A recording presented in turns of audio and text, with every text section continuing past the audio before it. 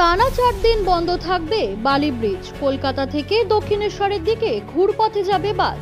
টানা 4 দিন বন্ধ থাকবে বিবেকানন্দ সেতু। কলকাতা থেকে দক্ষিণেশ্বরের দিকে ঘুরপথে যাবে বাস। বালিঘাট ও বালি হল স্টেশনের মাঝে সেতুর কাজের জন্য আগামী 22 জানুয়ারি রাত 12টা থেকে বন্ধ থাকবে বালি ব্রিজ। আগামী 27 জানুয়ারি ভোর পর্যন্ত কাজের জন্য আংশিক বন্ধ রাখা হবে ব্রিজটি। ওই দিন ভোর 4টের পর ব্রিজ চালু হয়ে যাবে। বালিঘাট ও বালি হল স্টেশনের মাঝের বিবেকানন্দ সেতুতে পুরনো গার্ডার পরিবর্তনের কাজ হবে। পাশাপাশি চলবে ব্যালাস্ট লাইন বসানোর কাজও।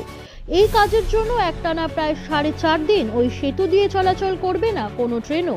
পরিবহন দপ্তরের পক্ষ থেকে পরিবহন সচিব, রেল কর্তৃপক্ষ, NHAI, Barrackpore commissionerate, Howrah commissionerate এবং বেসরকারি বাস সংগঠনের প্রতিনিধি দলের সঙ্গে বৈঠক হয়।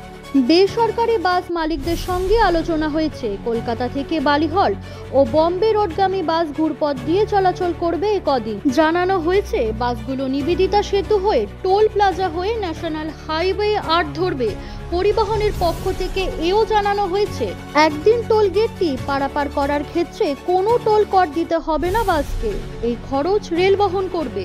এই নিয়ে পরিবহন দপ্তর জানিয়েছে বালিহল থেকে দক্ষিণেশ্বর ও কলকাতার দিকে যে বাসগুলি যাবে সেই সব বাস বালি ব্রিজের একদিক দিয়ে আসবে, বর্তমানে যেমন আসে। এইভাবে আগামী 27 জানুয়ারি ভোর 4টে পর্যন্ত বাস যাতায়াত করবে।